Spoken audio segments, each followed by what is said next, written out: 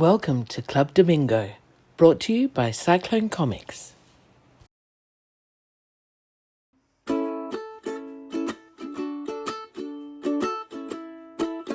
Five, four, three, two, one. Hi, Tim. Hi Gary, how are you? Well. Cheers. Haven't talked to you in ages. Oh, yeah. How's your tea? Tea is almost gone. Almost gone. We've been preambling too much. Yes, I know. My fault. My fault. I'm good, man. How are you? Yeah, I'm going okay. Yeah. Let's lead with some good How's news. the short film going with Griff?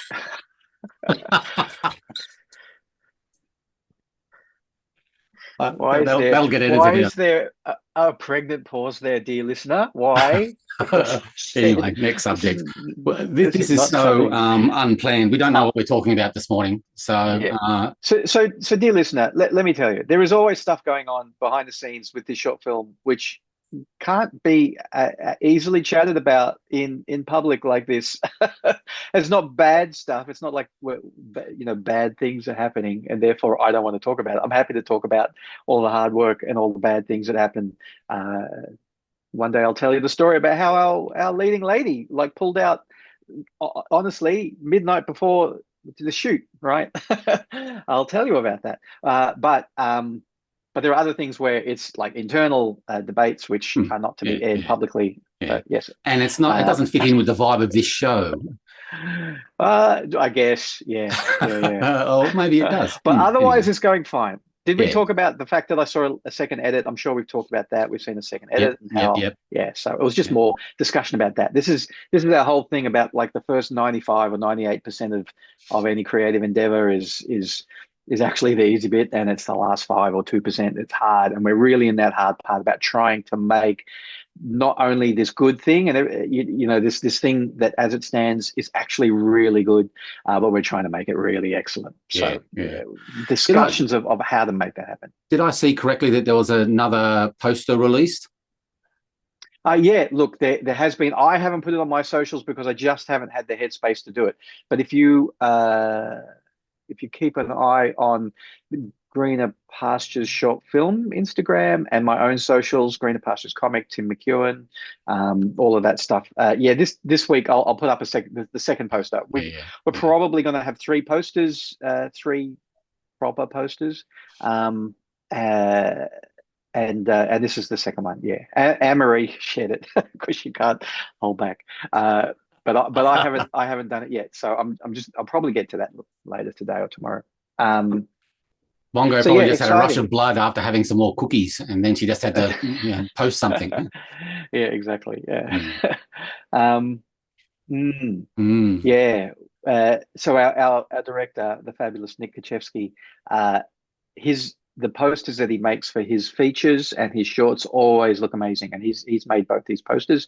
Um, that first one that we saw where Trevor was at the barn door was I think we probably both came up with the idea at the same time.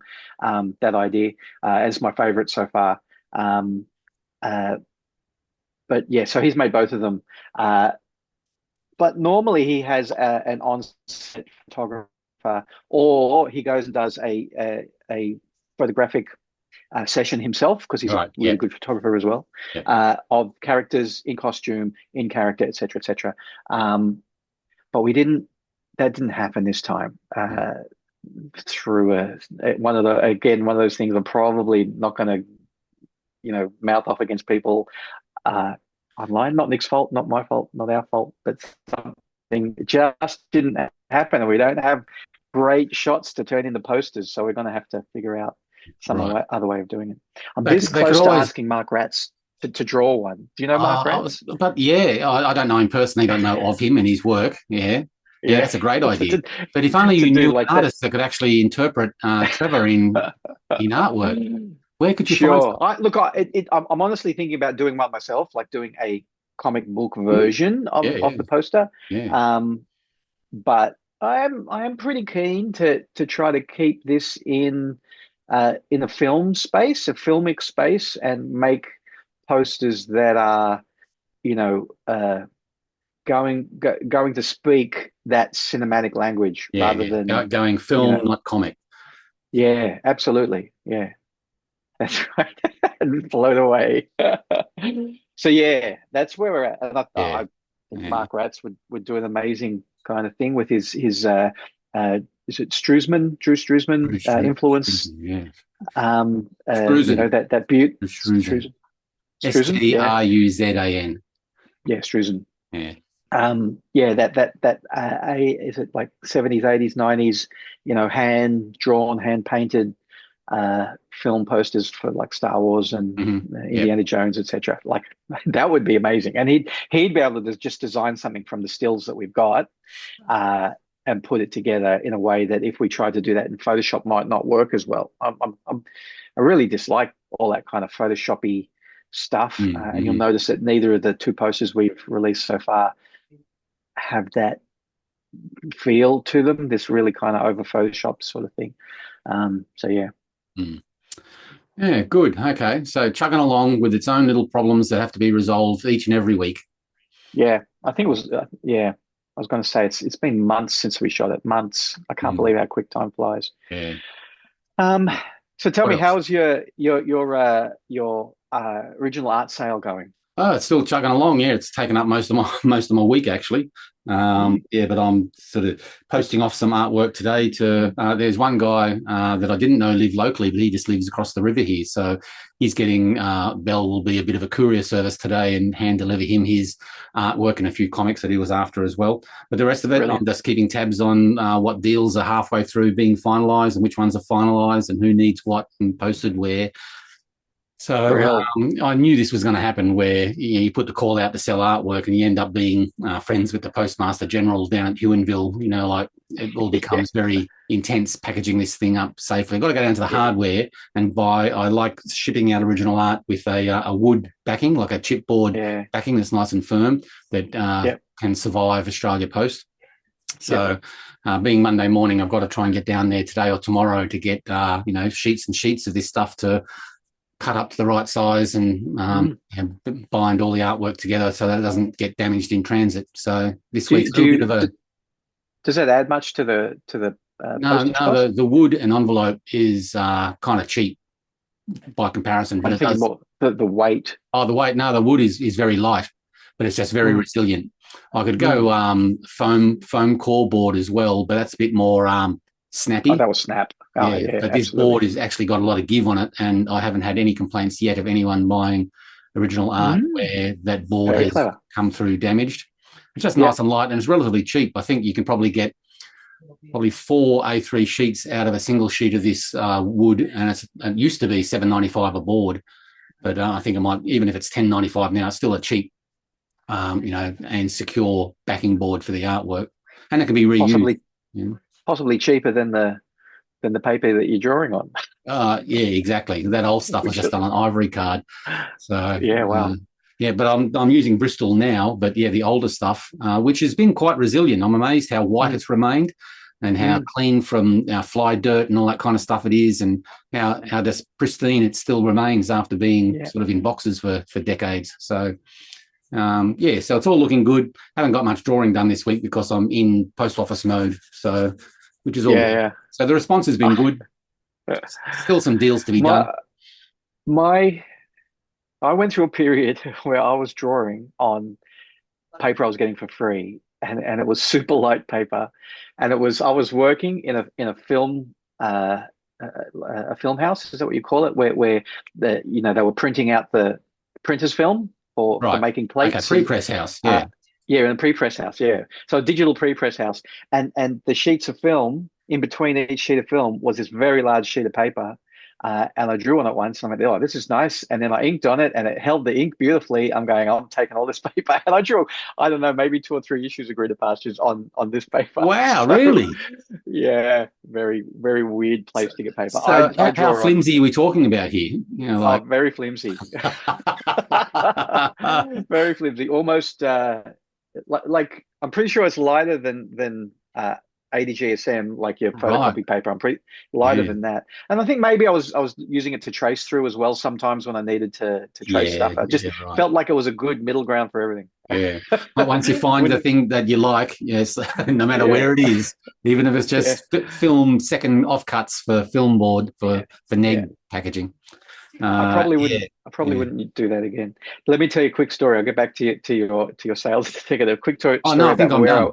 Go. where I was working. Okay, so the place I was working, this digital pre-press house, they did all of the four color film work, and it was weird because it was still there was that period where we still would make digital film and then shoot the plates from it. Yep. Like, do they still do that now, or is it all straight to digital plates? I don't even know. I'd But say it's straight to digital plates, disposable digital plates, I'd say now, unless they've yeah, got an old yeah, clunky offset machine that needs metal plates yeah. still.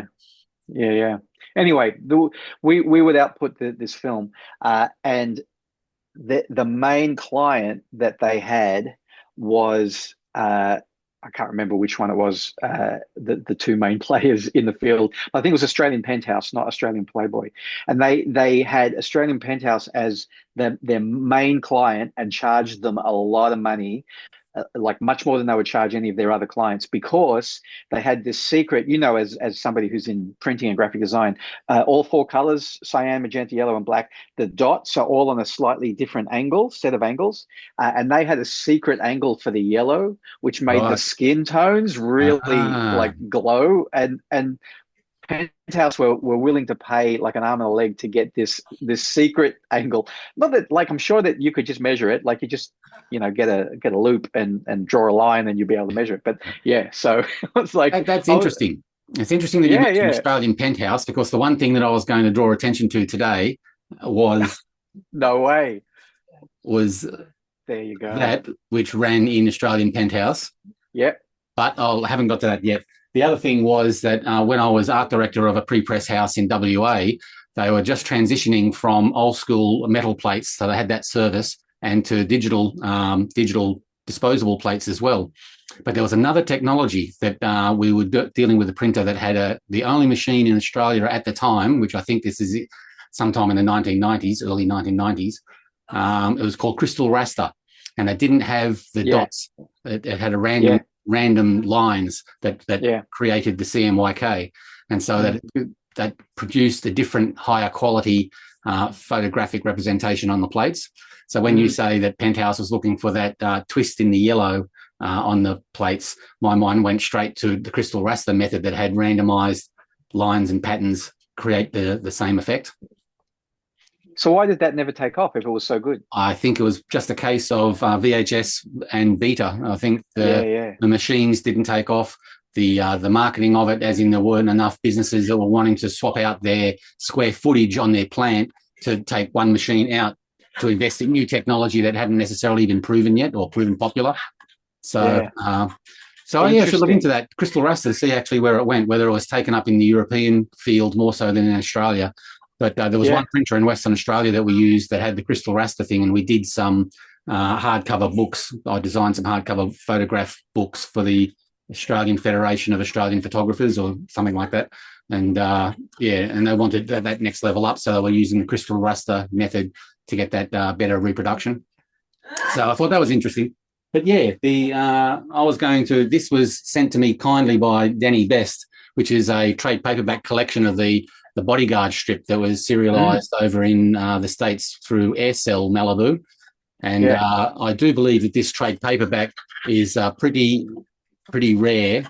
And when I realized that Danny let slip that he had it, I sort of pretty much begged for him, can I have it, because it's one of the rarest things I've ever seen, and it completes my, like Australian Comics run and stuff like that. So, but it reprints the pages of Australian Penthouse. And I was going to talk about not just Bodyguard, but the other strips that Dave Vries and Glenn Lumsden did in that period, which they were quite prolific.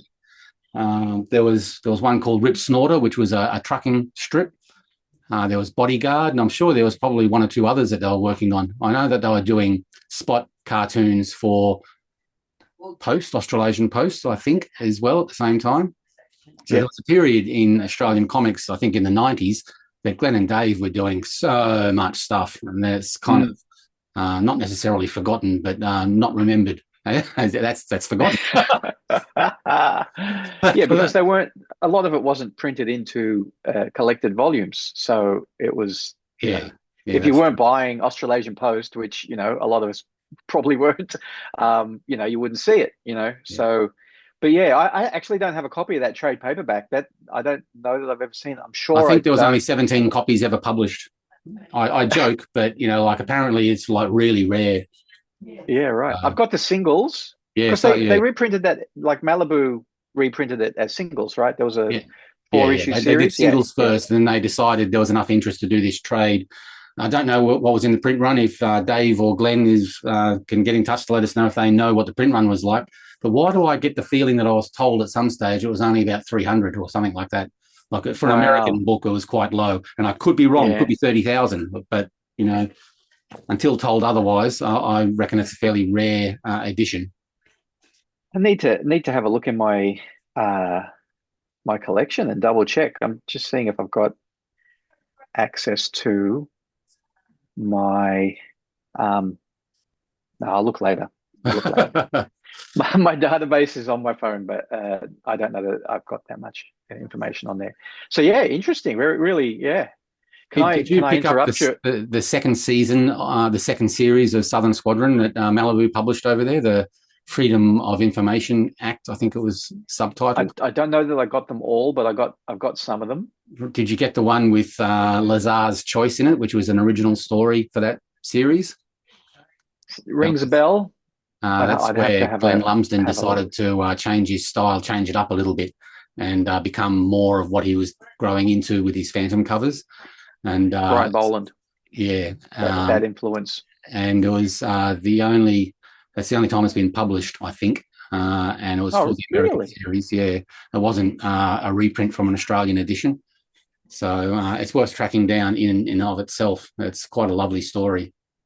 Yeah, right. I'll have Mm. to have a look to see if I've got that as well. I feel like that that series of prints from the American printing of the Southern Squadron stuff, I found it difficult to lay my hands on, and I was a little bit spotty. I don't think I got a complete run there. Right. I did notice with curiosity, because by that stage I was doing my thing, they were doing their thing.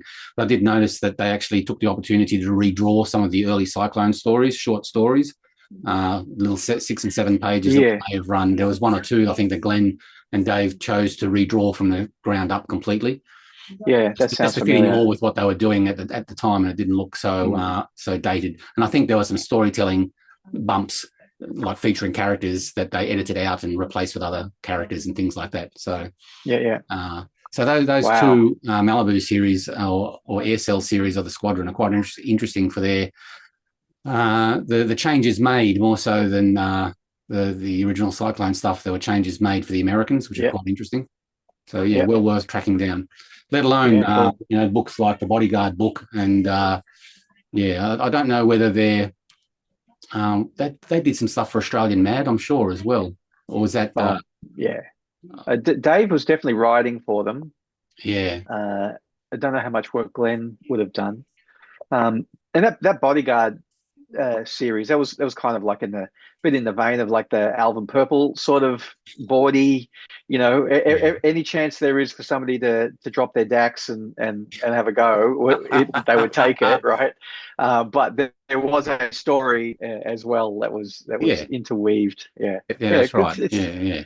So good fun stuff. each short story, I think, is only 3 or 4 pages. Let's see.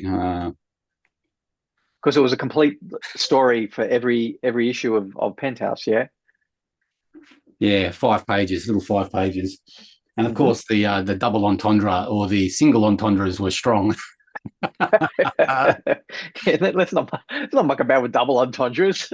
We don't need that. That's Dave for you. He knows his market. Australian Penthouse, okay, single entendres, here we come. Yeah. Yeah. We'll bash them around the ring with the titles. One of the stories was actually called, Bash Around the Ring or something like that. Oh, hello, Yeah, right. Bruce. Just making sure everybody knows. Talking about double entendres, I do have the house cat on my lap. There's one story here called Cunning Stunt. There's another one, One in the Ring. These things Yeah, become even more enjoyable once you know Dave. yeah. Anyway, so big thanks to Daniel Best for letting me have that one and completing a little hole in my collection. That's going to be All of filled. the all the euphemisms here. Oh yes. But Australian Mad, just Good. bring a little thought that came into my head then, goes a segue to Australian Mad, Hairbutt the Hippo, Jason Paulos releasing his collections of Hairbutt and of Eek that he's just announced on the socials, that he's now got them all for sale on Amazon. So if you're into Jason Paulos and into Australian Mad magazine and Hairbutt the Hippo and his horror stuff, jump on the socials, track down Jace, and go towards the Amazon and order some stuff, because he's. So tell me, Gary, do you know how that works? Like is that a print on demand thing? Is that what essentially Amazon print on is? demand? Yeah. Right. So you order from Amazon, and it's all done by a certain template, and you can just order it from Amazon Australia or overseas. It's just an easy way to get to people without holding stocks of material. So and Jace comes from a graphic design and print quality background as well, so he wouldn't go down this path unless there was some quality in the black and white reproduction of the artwork. So I'd be fairly confident that the books will look really good, because the technology has improved so much over the last 10 years, or last 20 years. So yes, I think he's Amazon Kindling everything. Yeah, not a bad idea. I wouldn't know what if you were to do a color collection, I'm not sure what the quality would be like, and I don't know what size restrictions there are, whether there's a fixed size for American comics, or you'd have to change your dimensions to fit in with what Amazon thinks is a trade paperback. Right. So, might be worth a conversation with Jace. I might track him down. Yeah. Because would that be international as well? Once it's on Amazon, any country can order it and it'll be printed locally. And that's my understanding of it. Yeah. Which is the big reason to do it, because Amazon's big enough to be able to have those international orders. Why isn't there an integration between Kickstarter and Amazon in that manner? I think there are other people who kind of go, we fulfill for Kickstarter in our country, but it's like, this is the American one you have to deal with. This is the English one you have to deal with. This is the Australian one you'd have to deal with, rather than the unfortunately multinational conglomerate. But I was going to say, that will the moral choice you have to pay is whether you play ball with Bezos and Amazon, or whether you don't. So that's the the big decision to make. But yeah, you're right. As far as Amazon seems to be in a relatively unique position to offer international sales. So and that's a big win really over, as you say, there are people like Kablam over in the States that can service Kickstarters, and they have done for Adventure Illustrated.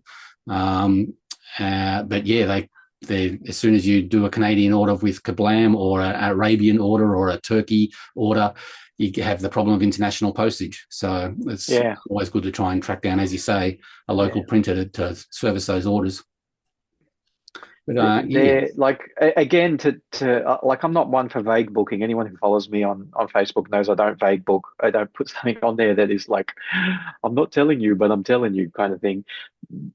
So I kind of hesitate to say, but I had a conversation, it's probably 2 years ago now, with a printer I think it's in WA, who was setting up print on demand relationships all over the world, in a very ethical manner. This is the thing that was also really appealing to me, and doing the quality check of all of the printers, and saying, okay, we are now a network. I need to have another conversation with those people and see where that ended up happening. It'd be so difficult to organise just with a simple, not just ordering and stuff like that, but paper availability and paper quality and consistency of product across the countries would be a very difficult thing, unless you just default to a standard, like very easy to get, non-recyclable gloss, semi-gloss kind of white stock, and that's the choice you got across the board. But as soon as you start getting into, I know some comic publishers in Australia that are quite concerned about what they get published on, and they're quite finicky about what paper stock they want their stuff to be published on. And that's a concern where, and that's the disadvantage of Kablam, is that they have only limited paper choices. And I'd like the flexibility of choosing different paper for different projects.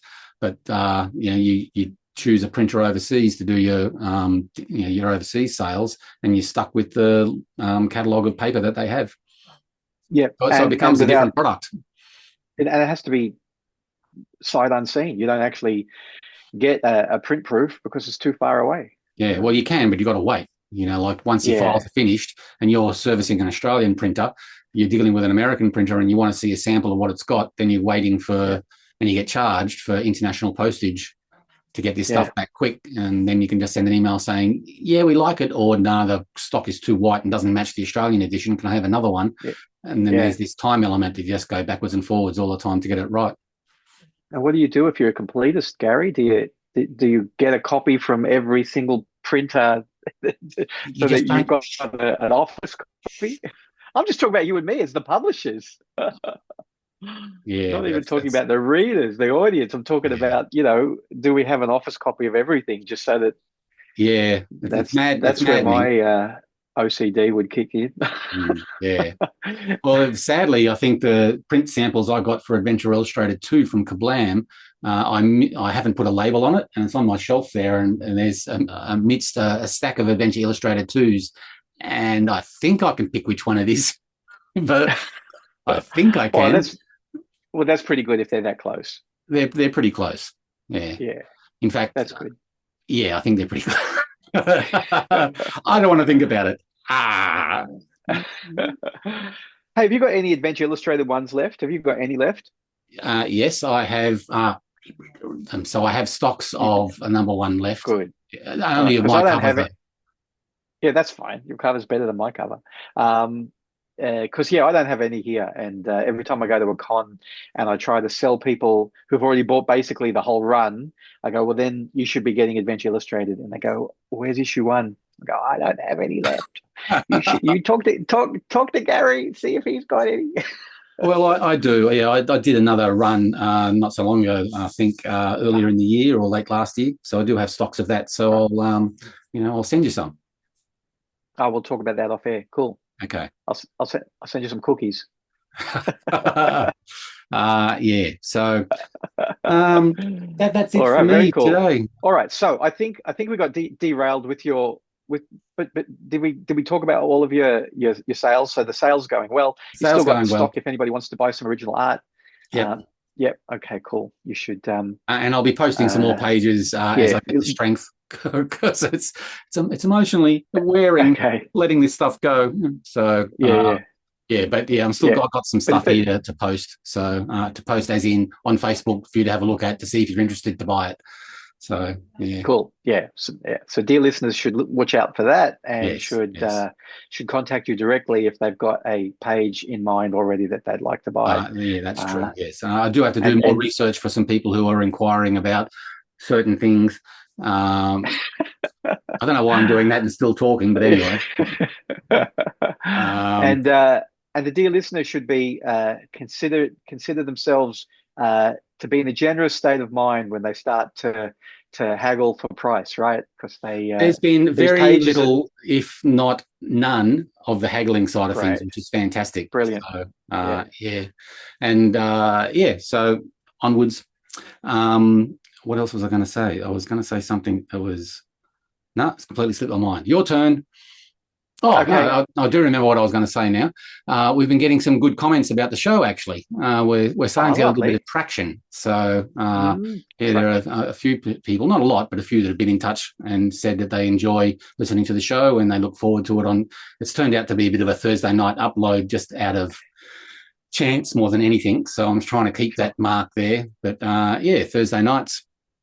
So very good. Yes, we're starting to get some good hits and some nice likes and comments and stuff. So that's good.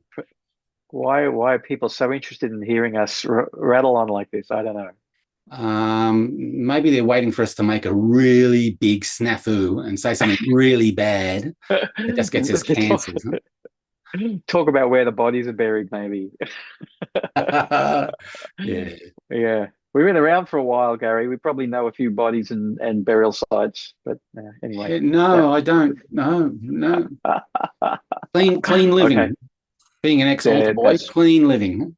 that's true. Yeah, yeah, Mm. yeah. All right. Well, look, there was one thing that occurred to me the other night that I thought might be a worthwhile topic of discussion, and if it turns out not to be, then let's just cut it off pretty quickly. But we went to see. We actually saw some live music in the last week. Really amazing live music. On Saturday night, we saw the Cruel Sea at the Sydney Recital Hall. Was a really nice venue, and we've seen at the Recital Hall. We've seen everything from mezzo sopranos singing original Baroque stuff, originally written, stuff in a classic kind of sense, all the way through to the Cruel Sea and Courtney Barnett, who completely rocked out. And, so we've seen lots of stuff there. The Cruel Sea were incredible. One of only the second time I've gone to see a live act who have said, I hope you don't mind, but we're playing our latest album in its entirety. And that's what at least the first half of the show is going to be. And they did that because the Cruel Sea released their first album in I don't know how long, 10 or 15 years or something. It was a pretty good album, and it was really good live. The first half especially was really that latest album live on stage was amazing. So if you get a chance to see them, they're very entertaining. And then the second half of the show, because they went off and had a break and they came back, the second half of the show, they said, we're doing deep cuts. And everyone's yelling out, get me a lawyer. And the honeymoon's over. And at one point, the lead guitarist just shook his head. And everyone was going, oh, they're not going to play those famous songs. And Deep cuts, man. Deep cuts. Yeah. Yeah. And it was really good as well. It was really, really good. So very cool. But their support act, Lucy Thorne, I think it was, she tells stories, like her songs are all story driven, as she said. And this song was written because being Launceston, originally, coming from Launceston, growing up in Launceston, blah, blah, blah. I go back there often, and I was in the pub in Launceston, and I overheard a conversation, which is always a great place for fodder for writing songs. I overheard a conversation where this guy was going on about this amazing pencil that they had just bought, the greatest pencil they had ever bought. Going, I wonder if that's Glenn Lumsden. I wonder if she's written this song about Glenn Lumsden sitting in the pub going, I just bought this great pencil. I can't wait to draw with it. Sounds like he's Launceston, right? Is he Launceston? Up that way. Yeah. I won't say he's actual. Yeah. So I'm going, I don't know who else. The only other people I know in Launceston is Chris Rattray, I think. So I thought that was funny. I was trying to say, what was he going to draw it? But I didn't. We were in the second row for that, and I could have called out and had a conversation with this woman. Don't normally get in the second row, but I've never seen the Cruel Sea live, and they've been one of my favorite bands for 30 years. So I bought the good tickets. But the thing I really wanted to talk about was we saw Marlon Williams on Thursday night, and we saw him in the main concert hall at the Opera House, and we were like nearly in the back for that, so I don't always get front row seats. And I've heard a little bit of Marlon stuff, not heaps, but the bits I've heard, I've gone, there's something here that's really, really amazing. And Samuel came with us, and he's a pretty big fan. And Sam knows my tastes as well. Mm-hmm. So he was saying, no, you like Marlon. I went, okay, let's go. And he basically sang most of his latest album. He sang a few other bits and pieces as well, but almost entirely his album. And he's from New Zealand. And although almost every album he's recorded has been in English, his latest album is entirely in Maori. So we sat through an entire concert where almost everything was in Maori, and it was absolutely beautiful. Yeah. It was so beautiful. And he's got a great voice, really nice little band. and his support act was a Maori choir. Who did Wow. obviously Maori? What would you call it? Standards, but it's just beautiful. And again, I didn't understand any of it, and it was like, but it's like going to listen to an orchestra. It's just another instrument, and it doesn't matter if there's words or not, or if you understand the words or not. So really gorgeous. And I know we're not here to talk about music, and that's not the subject I'm getting to. The subject is that Marlon said he was really touched and honored and humbled to be singing in the Opera House, in the Sydney Opera House, being a really important venue. And it made me wonder, is there an analog for us, as a musician? Again, we've seen someone like Courtney Barnett play there, and like that was probably one of the hardest rock shows I've ever seen. Courtney Barnett play there in the concert hall. I think it was one of the two big halls. So as a musician, whether you're an opera singer or a rock singer, to be told we'd like you to come as part of Vivid and play at the concert hall in the Sydney Opera House, and it's like, oh my God, I finally made it. Is there something that's like that for us? Because there's not a venue. We're not performers. There's not a venue where we turn up at to present the art that we make, and by that I mean the art that we make is the comic.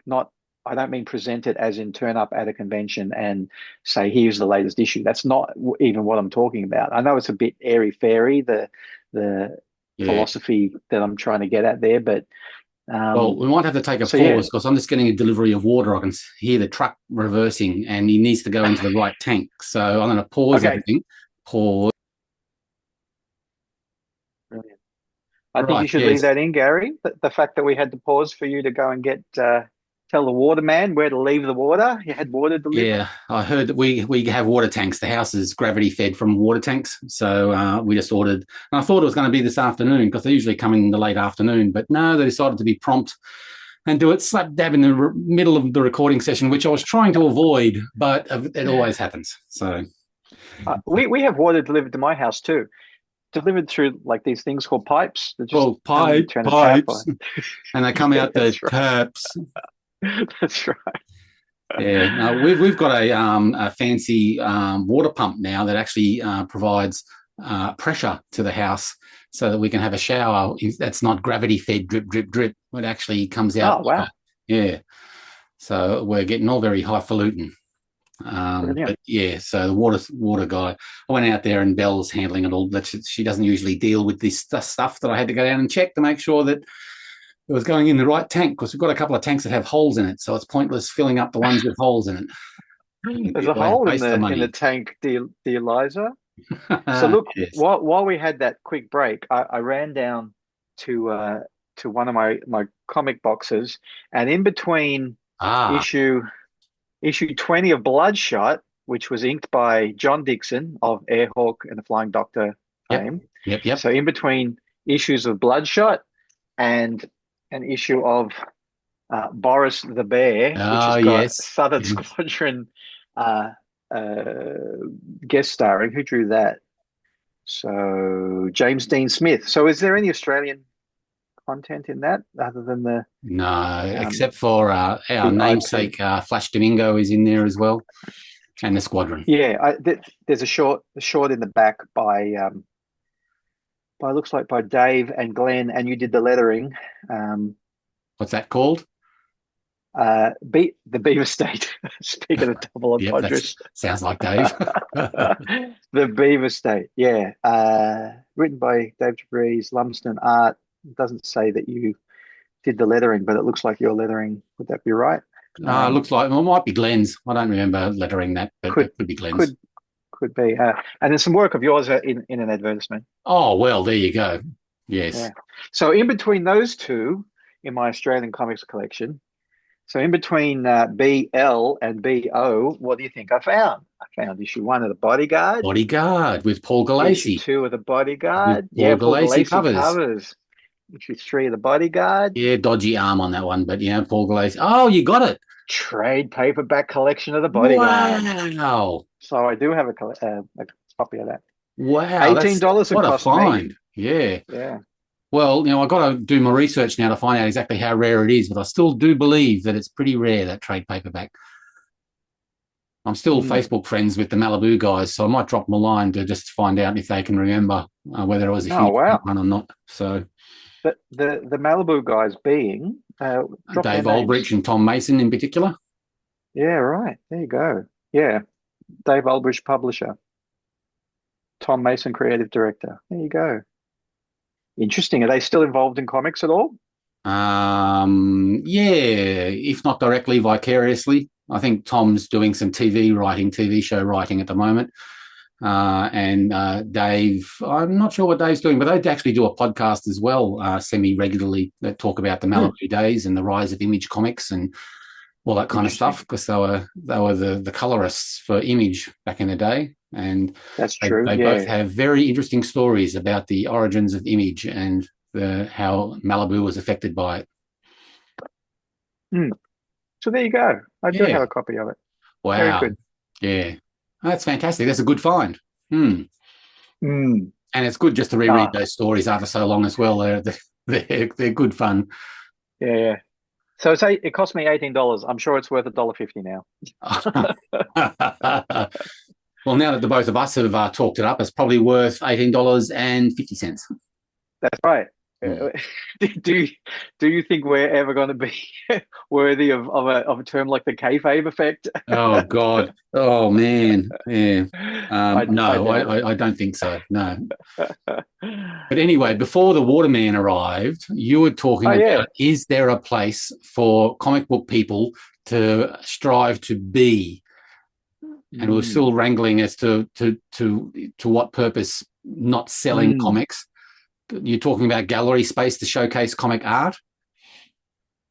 No, I don't know what I'm thinking of, because he was talking just of doing the festival that was at the Opera House, that kind of level of I conversation guess, about comics?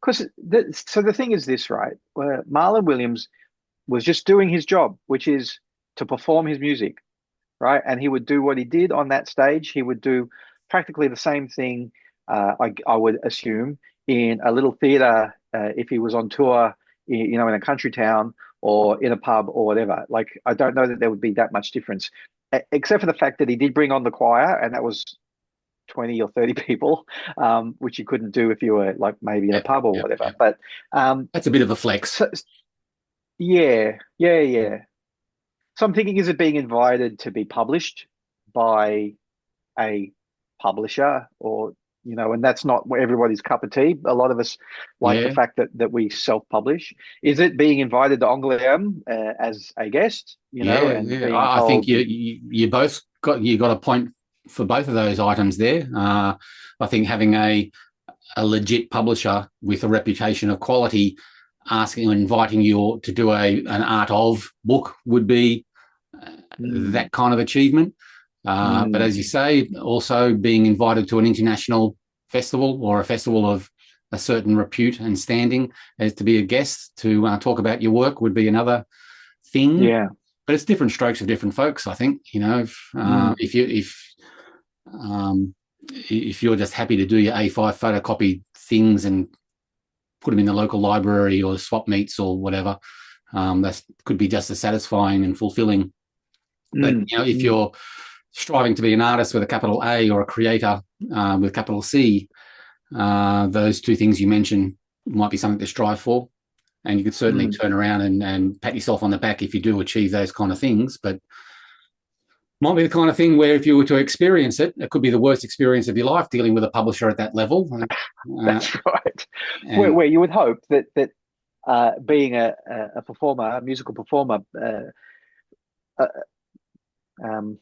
performing on the stage at the Opera House would be not a hellish thing to go through. It would hopefully be just really, beautiful and lovely, and like you said, a bit of a flex. The fact that he says, "Well, this is what I'm bringing with me. I'm bringing a 30-piece choir as well as my own 4-piece band, and blah blah blah."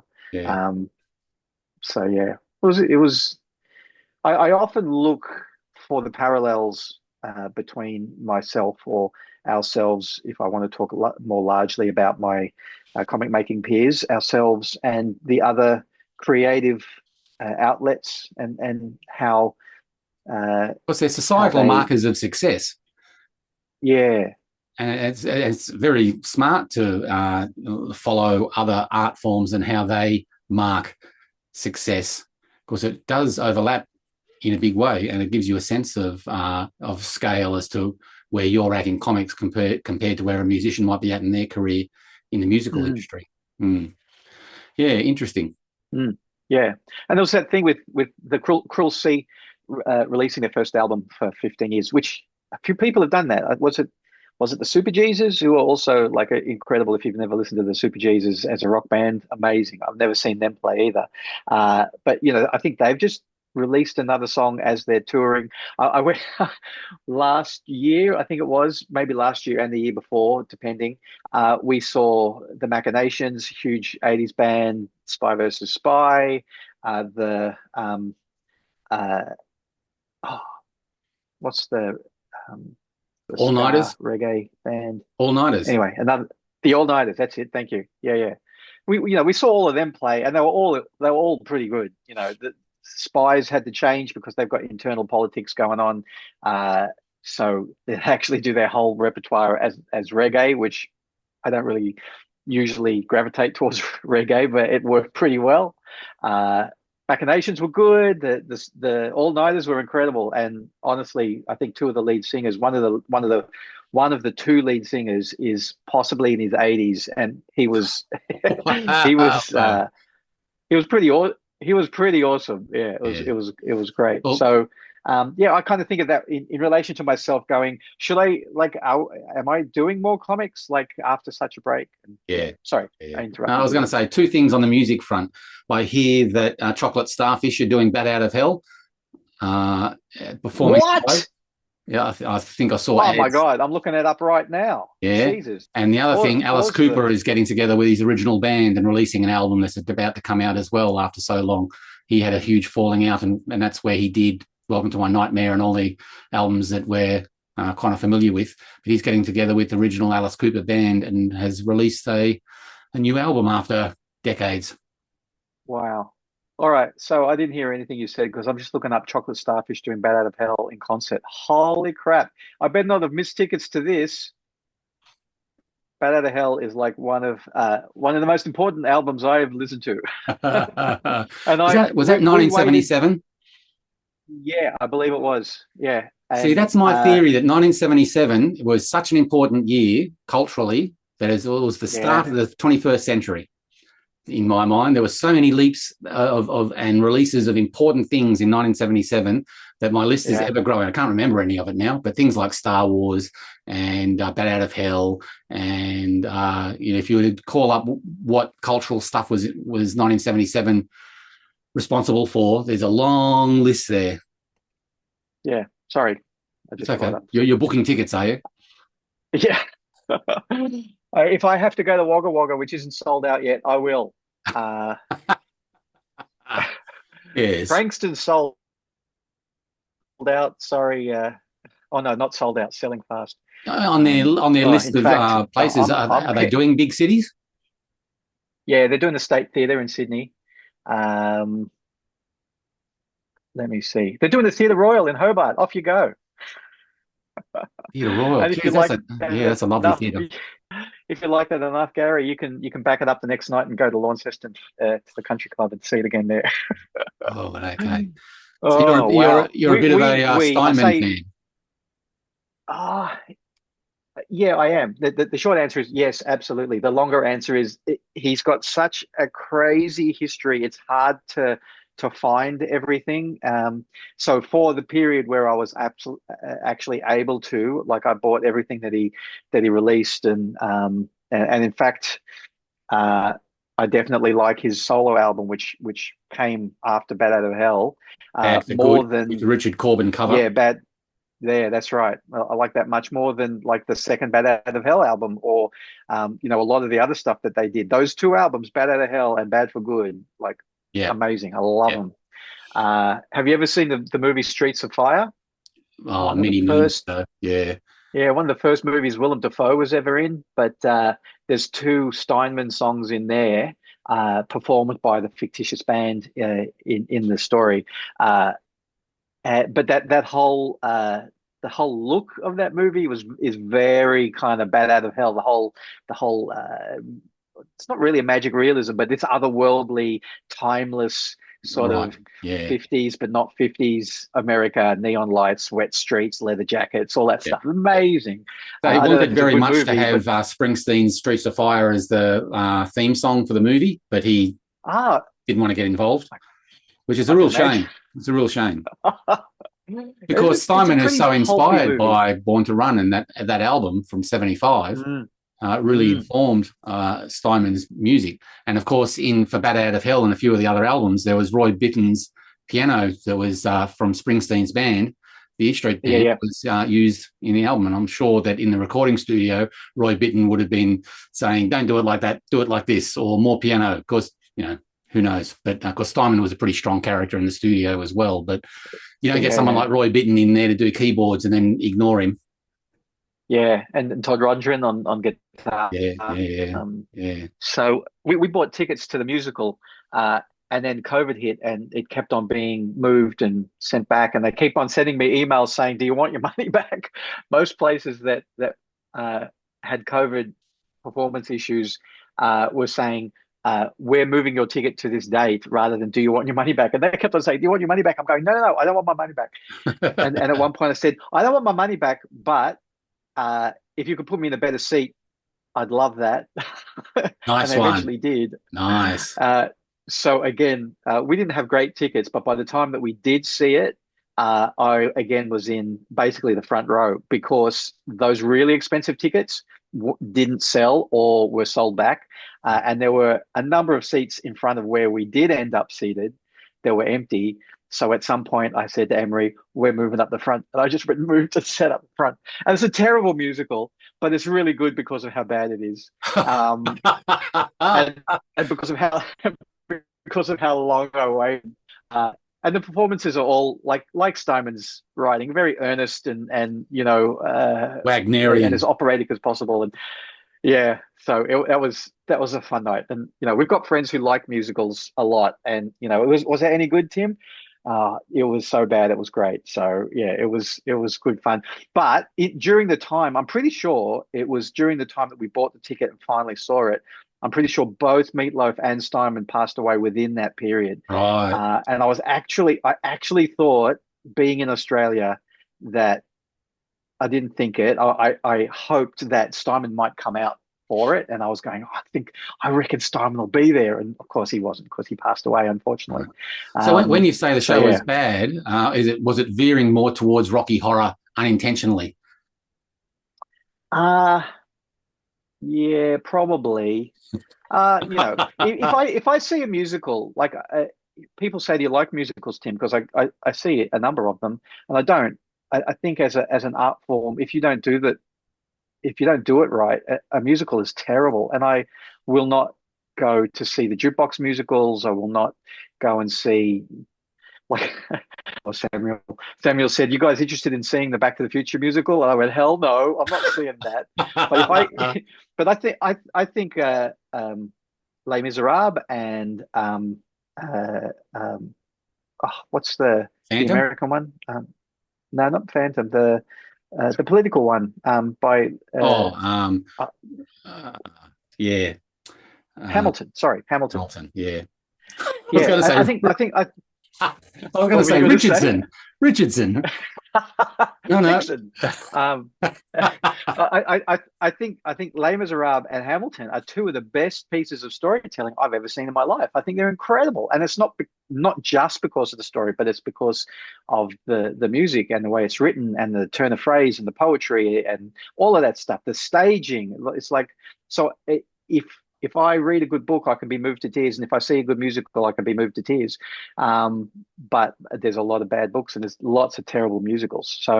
Um, so I don't normally just say, "Oh, there's a musical, let's go see it." Right. I don't Yeah. really like musicals in that regard. But so as a musical, what was Bad Out of Hell like?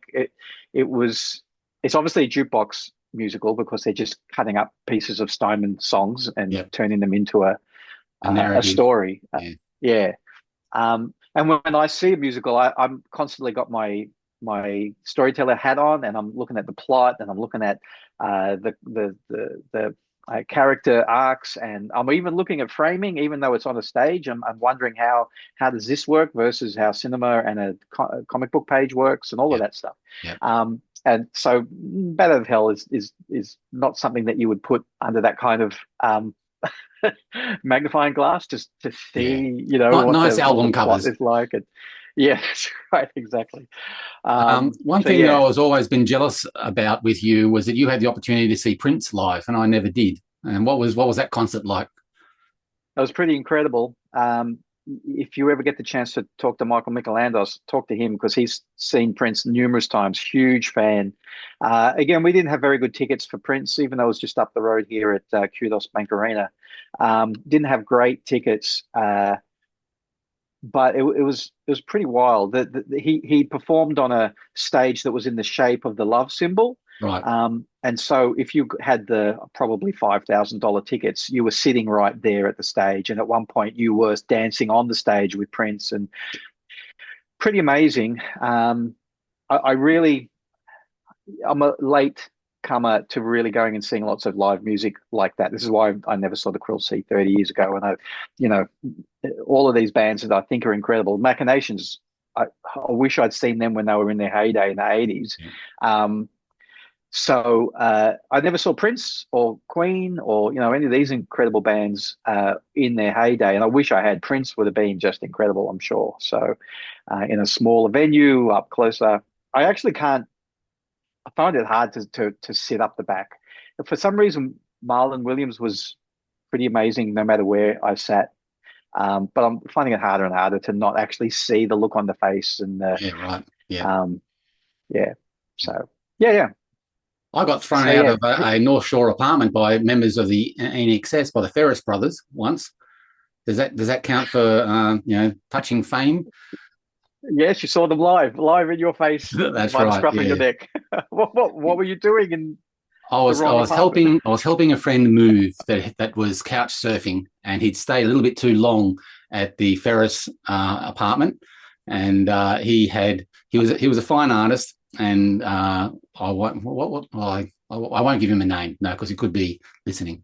But anyway, he had this large piece of stretched canvas that was, 8 foot by 8 foot of a mosaic of an American Indian face, Native American's face, all done in triangles of black, reds, yellows.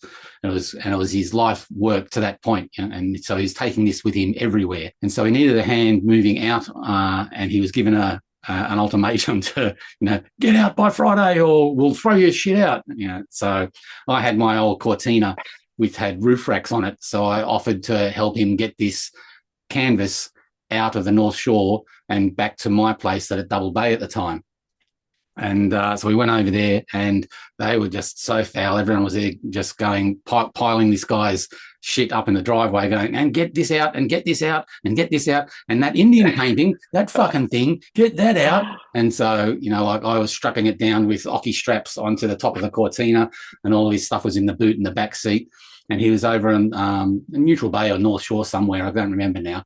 And so they were kicking us out, and I was just standing there going, I'm just the messenger. I'm just helping him move out. Don't go angry at me. And I just remember driving over the harbour bridge with the windows down, with the Oki straps and this canvas acting like a parachute. And I've got one arm out holding the canvas down, and this guy's got his out the passenger window with his other arm holding the canvas down. And we're going 20 kilometres an hour on the harbour bridge as the wind is just going. Oh, my God. We're almost off the ground in this little Cortina that I'm driving, manual, stick shift. So we're driving there all the way to Double Bay. That was a night I'll never forget in a while. Wow. Whatever happened to him anyway? How big was In Excess at the time? Were they already... Shabu Shubar. Oh, wow. Shabu Shubar. Yeah, because I remember this artist saying that he was going to design the album cover, and he never did. But it was around that time where, So, yeah, things that I have done. Yes, parasailing across the Sydney Harbour Bridge in a Cortina with an oil The Ferris canvas. brothers behind you going, never come back. Yeah.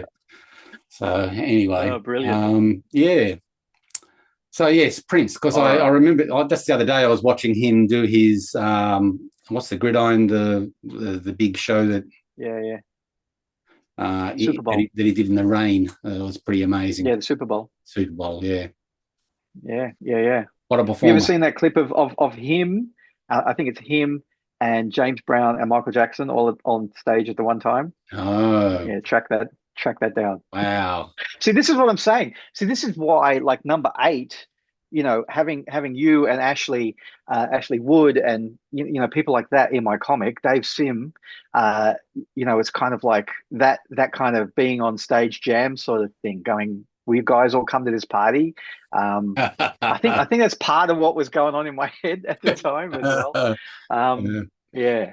Were you let So down it'd with be the lack of party?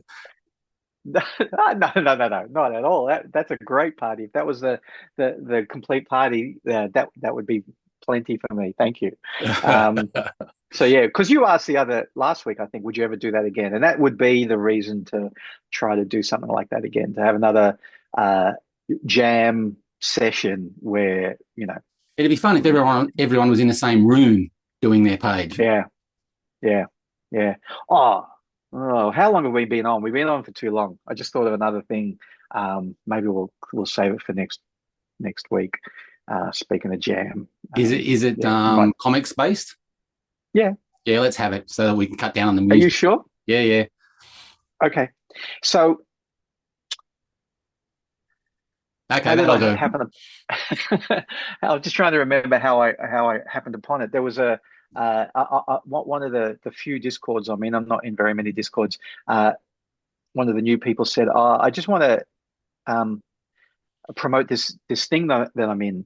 And it's got a name. This is why maybe we should leave it till next week. I don't know. It's got a name, but it's like an online art battle, and it's like a cross between Dungeons and Dragons, and like a live art battle where you paint on stage, two artists on stage.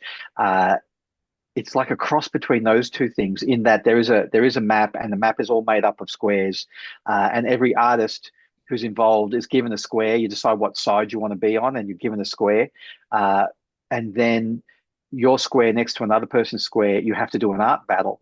And this version is that you've got your own character, and you're introduced to the character that you're going to battle against. And you get all the stats. Everybody has to make stat sheets and do drawings and turnarounds and everything. It's a huge, it's an enormous production. I can send you a video that explains like a really famous one that happened only a year or so ago, or may even still be happening because they take so long to do. So you swap stat sheets so you know who the battle is against, and then you have to make a comic, and it can be as short or as long as you like. You make a comic where your character battles that character, and obviously in the battle my character wins, right? And they do their comic where their character wins, and then the two of you have to give in your comics, and then a panel of judges decides which comic is going to win the battle. Wow. And therefore you take that square, or Yeah, right. your army takes that It'll square. take So this thing forever. is going on. I Oh, know, and it's like it's all going on concurrently. I'm in this Discord just as a spectator, and even I can't even keep up spectating. I'm just like I log in once a day or so, and there's like hundreds and hundreds of comments, and it's not all just about the battle; it's all other things as well. It's like, man, I how do these people wrangle this? I thought, yeah. asking somebody to do a page based on my thumbnail was hard to wrangle 30 people. This is like huge. Wow. I think the idea is eventually you take the comics and you print them, and maybe print all the winning comics so that you've got basically a history of this enormous war that went Yeah, on. yeah, yeah.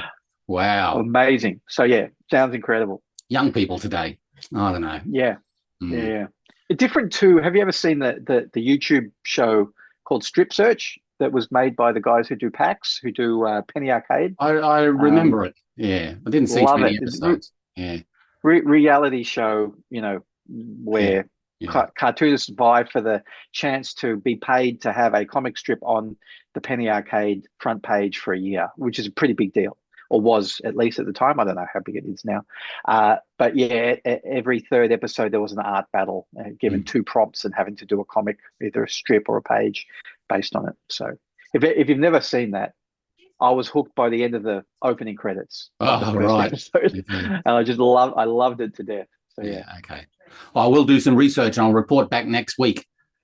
All right. Yeah, Okay. I've talked too much. That's a huge show. Sorry, everybody. That's Cheers. okay. A chatty show is a good show. Okay, I'm going to press the button and we'll talk next week. Bye, everybody.